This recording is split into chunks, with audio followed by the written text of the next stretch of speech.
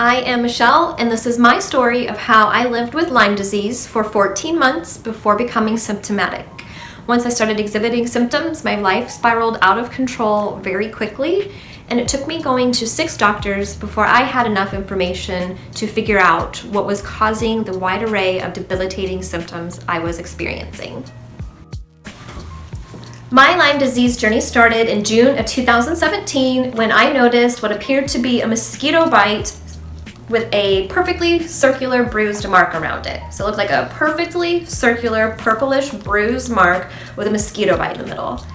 And I thought it was strange, so I did go to Google and tried to search Lyme disease, but unfortunately when you're just doing a high-level search, all you see are, the only markings you see for Lyme disease rash is bullseye, bullseye, bullseye rash. That's basically all we are taught to look for. So I dismissed the marking on my ankle as just an odd bug bite, but a few days later I happened to use the tanning bed. And when I got home from the tanning bed, the back of that same leg that had the bruised mark on it was on fire. It burned, and there were a couple of bumps in the middle of it that were very tender, very sore. It was painful. And that red mark was inflamed. And at that point I'm thinking I maybe had a spider bite. And I unfortunately was leaving town the next morning for 3 days. So I did just kind of marked around the red mark just so I could keep an eye on it to make sure it wasn't growing while I was out of town. And it didn't grow, but when I got back to town, I was suspicious of these 2 marks on my body. So I did go to the doctor. I had pictures to show them, but at that point the red rash had faded quite a bit.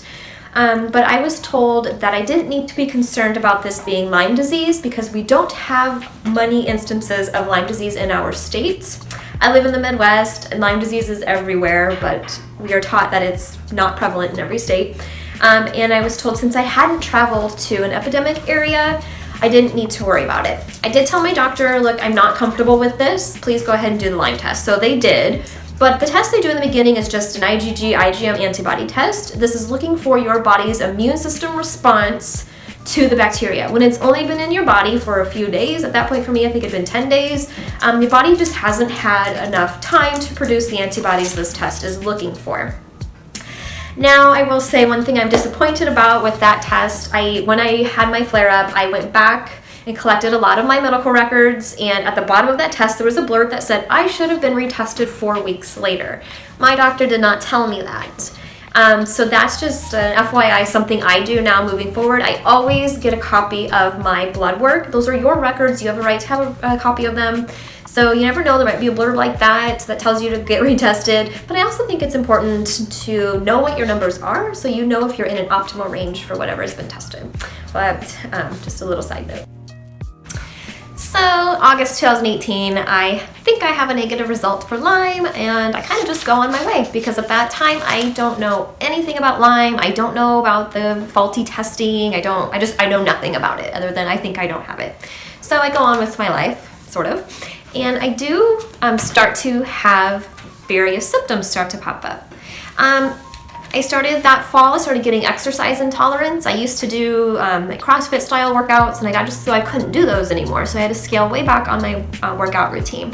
Christmas of 2017 was the first year in my entire life I did not feel like putting up a Christmas tree. I didn't feel like decorating the house. The idea of it felt exhausting and overwhelming. So I knew something was wrong at that point. It was just a weird thing. I knew it was very out of character for me, but I didn't know why didn't feel like doing it. So I roll into, that was Christmas of, 2017. I don't know if I said 18, but, so then I roll into 2018. I started having ocular migraines pretty frequently. I start gaining weight, and the fatigue starts to set in. At this point, the fatigue isn't debilitating. It's just notable, or I'm just not wanting to do the things I want to do. I start having kind of social anxiety. I definitely start to pull out from the social scene, disconnect from people. In February of 18, I got perioral dermatitis. It's a bacterial skin infection. I guess I don't necessarily know that that's related to Lyme, but it just seems suspicious to me that I got it during that time. I ended up getting that twice. In March, I go to the eye doctor because my vision goes very, very blurry. I couldn't read a clock with large numbers. I couldn't read the time, so it was very blurry vision. April, I go to the doctor because I keep feeling like I have a urinary tract infection. and the side of my scalp goes numb. I'm waking up in the night with my scalp numb, like a tingly numb, like if your fingers were to go fall asleep, kind of that sort of a tingly numb. And my upper lip, just one side of my upper lip would be numb like that as well. The eye doctor, never found anything wrong. I start to get daily headaches, not debilitating headaches, but I'm getting daily headaches at this point. So June, July of 2018, I definitely start getting anxiety, and I'm not an anxious person by nature. I've always been into yoga and meditation. I kind of always had that, or last several years I've had that in check. So the anxiety was out of character for me. I have a full-on panic attack in July. That's not something I have experience with. And then August of 2018 marks the month that things just spiraled out of control to where I couldn't deny that something was wrong. So in August, I definitely start having some short-term memory issues. Fatigue starts to become debilitating. I am so easily confused, so easily stressed out. It just feels like it takes hardly anything to make me feel stressed out or anxious at this point. I'm definitely kind of losing my temper very easily on things that I would normally not bat an eyelash at. I started developing light sensitivity, so the fluorescent lights at work were just feeling very bright. And I was having sound sensitivities, so I was very jumpy at the slightest noise just because the sounds were heightened. I started dropping things quite a bit, so you'd be hanging onto a full glass of water and I just started dropping them. So it's like I started losing control a little bit. Developed just some TMJ issues. And at this time at work is very stressful, and I'm blaming the fatigue and the anxiety on things going on at work. But September rolls around and things start to really get worse. We have a 3-day weekend from work for Labor Day, and so on those 3 days, I sleep 18 hours a day, and it is never enough sleep. I cannot get enough sleep. I never feel. So at this point, I finally decide I need to get to the doctor. I'm worried that I have a brain tumor or I have early onset Alzheimer's. I don't know what's going on. I'm to the point where I'm walking to a room, no clue what I'm doing in the room, what I was looking for. Just horrible short-term memory loss. So I go to the doctor. They run just a very basic panel of blood work and tell me everything is fine. So I call the office and I say, everything can't be fine. This is my whole list of symptoms. And she told me to just give it more time. Maybe it would resolve itself. Well, I had given it about a month before I actually went to the doctor, and things got worse. So I knew I didn't want to give it more time. So I got connected with an internist, and I thought, well, I'll go to the internist. I was told that they kind of look at things a little bit differently. So by the time I get to the internist, it is the end of September. So I have all the other symptoms going on, but now I just have horrible cognitive dysfunction. My short-term memory is so lost. I can't read a book because I don't remember what I've just read.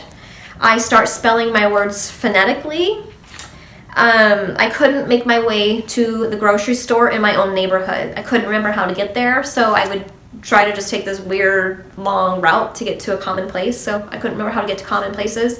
Once I'd get to the store, it was just an very overwhelming place for me to be. The lights were so bright, it was so loud, there was just so much movement that I'd end up just feeling very disoriented, and it just wasn't a good place for me to be. Just constant state of confusion. At this point, I'm getting horrible neck pain. It's like where your skull meets the base of your neck. Horrible neck pain there. Nausea is kicking in, so I have nausea all day long, every day at this point. So I head on to doctor number 2. So I get to doctor number 2 with high hopes that I'm going to be heard this time. So I actually have my list of symptoms that I took with me to that visit. So I tell her I have brain fog. I just couldn't think straight at all. Extreme debilitating fatigue. Dizziness. The dizziness for me wasn't a vertigo feeling. It felt like I'd been on a boat all day, just kind of a rocking feeling in my head all day. I was getting chronic sinus infections, forgetfulness. I had had a small cough in the beginning. It was a cough that happened quite frequently. I felt like I couldn't get enough air. My ears started ringing. Both of my ears were ringing 24 hours a day. Moody. I developed restless leg syndrome. I was very thirsty and I was peeing all the time. I had daily headaches. At this point, they became stabbing headaches. It was a like stabbing headache behind my eye. I was waking up in the night with drenching night sweats. I'd have to get up and change my clothes and then even lay a towel down because I had just sweat so much in my sleep. But then I'd be freezing all day. My vision would go blurry toward the end of the day. I was getting periodic blurry vision throughout the day. At this point, from the summer of 2017 to this point, I had gained 22 pounds, so I mentioned that. I was having insomnia all the time. I was lucky if I was getting 2 or 3 hours of sleep a night. I said that I felt like I was in a dream state, and what I meant by that, I felt like I was alive, but I wasn't really experiencing life. I felt like I was an observer, which I know now that is depersonalization, and that was probably one of the strangest symptoms I had. I got to the point where I could look in the mirror, know that it was my reflection in the mirror, but not even feel connected to my own reflection in the mirror. I had a lot of pain under my right rib, which I know now was liver pain, and I thought I had maybe some spleen pain, and I thought that because I'd had mono before, and spleen pain was one of my symptoms from that, and it was the same pain that I was experiencing. So this doctor does a lot of out-of-the-box testing. She does go a lot deeper than Dr. Number 1 did. And she referred me on to the ENT clinic because of the ringing in my ears and the sinus infections, and then she sends me on to a lung specialist because of the continual coughing. Now, I know this is going to come as a shock to a lot of you Lyme disease patients, but the ENT clinic and the lung doctor found nothing wrong with me. But with all the weird blood work, all the random blood work the psych doctor number 2 did for me, I ended up getting a phone call like 2 in the morning saying I needed to go to the emergency room because I'd been tested positive for a staph infection. So I go to the emergency room, and with all the symptoms I have going on, I do get admitted to the hospital, and they start me on IV antibiotics. And I'm in the hospital for 48 hours while they do another culture of blood, and they're watching that culture to see if staph grows. But in that 48 hours, I get IV antibiotics. I can't remember if it was every 6 hours or every 12 hours. I know I had 2 different ones that were intervaled differently, but I get sent home after 48 hours because the culture that they drew didn't grow any staph. So they continue to monitor that, the new blood culture, and then send me home with a 10-day round of a strong antibiotic. And I get home, and oh my gosh, I have the worst reaction to the antibiotics. I feel like I have the worst flu of my life. I am shaking, I'm just shaking, and I have horrible muscle and joint aches, and I have to sleep with every blanket on the house on. I have to put the hood up on my hoodie, and that's how I have to sleep. I'm just so cold, and it just feels like the worst flu of my life, which I know now is called a Herxheimer reaction. But I didn't know anything about that at the time. I just thought this med is making me so sick, and I missed 4 days of work just from the Herxheimer reaction. So I go back to the doctor, and she says, all the blood work's fine. And then I bring up Lyme disease. And I mentioned, I've been tested, it was negative, but with all these symptoms, I think that it's now surfacing. And at this point, I'm in a support group on Facebook for chronic illness and just kind of invisible illnesses. And that's where I start to kind of learn a little bit more about Lyme disease. So that's why I mentioned it to her at this time. And she refuses to test me, and she says, get ready. She tells me that when you have a negative result for Lyme, that's a true reading. But when you have a positive result for Lyme, that's when you've had a false positive. You've had a false reading, I don't know what you want to call it, false results.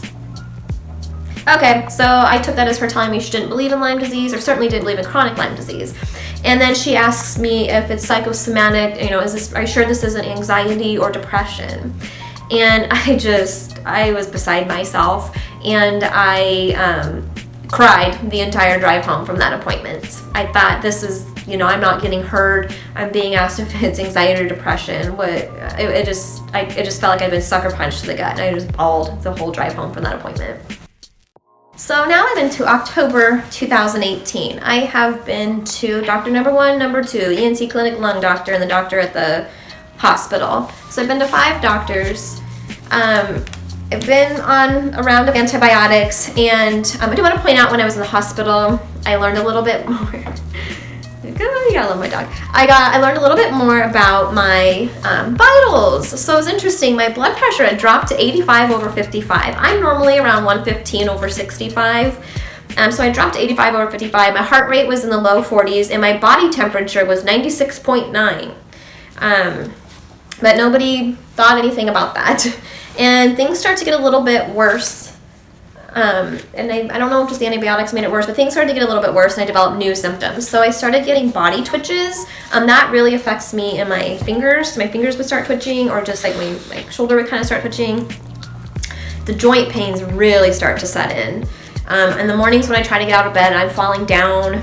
I'm just really clumsy. I have to just stand up and fall back down. A lot of muscle pains. I start getting gallbladder pains. Pains in some of the lymph nodes in my neck. And I developed what's called POTS, P-O-T-S.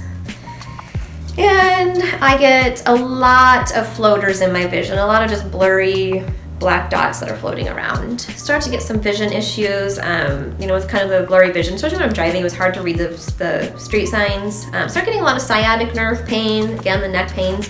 Insomnia was still really bad. If I was sleeping, I wasn't getting into a deep enough sleep to have dreams. I was getting heart palpitations. Definitely had gut dysbiosis by this point. That might have been related to the antibiotics. It was painful and awful. A lot of bladder issues. Constantly felt like I had a urinary tract infection. I'd get like random zinging pains throughout my abdomen, just randomly out of nowhere. So at this point, I have found a support group on Facebook dedicated to Lyme disease. And I did, for whatever reason, I decided I'm going to go to another doctor. I'm sure I'll be heard this time. So I do go to another doctor. And this guy, he does agree to test me for Lyme disease. So he does a PCR blood test for me, and that comes back negative. And he asks me if I am looking for pain medications. Again, asks me, do I think it could be anxiety or depression? And so I come home one day and I think, you know what? If this is all in my head, I should be able to even eat whatever I want and not have any sort of symptoms. So one day I just kind of went on a random binge and I just ate whatever I wanted. And you know how that ended for me? I was on the floor in the fetal position and I had to just do fast, shallow, like breathing because the gut pain was just so wrenching and it was so bad. If I thought, I knew it wasn't in my head, but for whatever reason I was proving it to myself. I don't know. I thought, all right, screw all of y'all. This isn't in my head. If I want to figure out what's going on, I'm going to have to become my own doctor. So now I'm in December of 2018, and I'm going to say that this became a very dark time for me. This was a point where I was so just beside myself about everything. I would lay in bed and cry. I'd mourn the loss of all the things that I thought I was never going to do again. At this point, I am housebound, mostly bedbound. I'm so dizzy. I can only shower once every 3 days at this point because I don't have enough strength to even stand in the shower. And so I think this is it for me, and I would even go to bed at night and pray that I would just pass away in my sleep because I just didn't feel like I could do it anymore. And something in me just said, keep moving forward, just keep trying. And so I'm in the support group on Facebook dedicated to Lyme disease, like I said, and at that point I kind of learned about another PCR test that I can do on my own through DNA connections. And I'm learning more about co-infections, how a large majority of people don't get just Lyme disease, they get co-infections as well. And they call the ticks the dirty needle of Mother Nature because anything the tick has, you can become infected with as well. So I do the DNA connections test, and lo and behold, I get a positive result for 1 strain of Borrelia and 2 strains of Bartonella. And so I feel like, in a way, it was just kind of a sense of relief. Like I finally got some sort of a result that made sense with all of my symptoms. And at that point, I think I did have a few more symptoms start to pop up. Like my bones started hurting, like my shin bones and the fronts of my teeth would ache quite a bit. But at that point, I feel like I have my answer. I have my answer. I do have a little sense of relief. I feel like, I kind of know what's going on. It's not the best result. In a way, I'd kind of hoped for a negative result because after everything I learned about Lyme disease in the support group, I knew I didn't want it. But at least I finally had an answer. All right, well, at this point, I did go to a functional doctor, but as us Lyme disease patients know, a lot of people just kind of want to take advantage of us, and they wanted to do like $6,000 worth of testing on me and didn't really offer any sort of treatment plan. So I just really knew, like I said, I was going to have to become my own doctor. So here I am a year later, and I would say I'm about 70% back to normal. I do have, a short list of ongoing symptoms. I still have some food intolerances. Both of my ears ring all the time. I struggle a lot with fatigue. Cognitive function isn't back to normal. My short-term memory leaves little to be desired. And when I'm tired, I get a little bit more moody than I normally would have. But I'm making progress. I will take where I'm at today any day over where I was a year ago.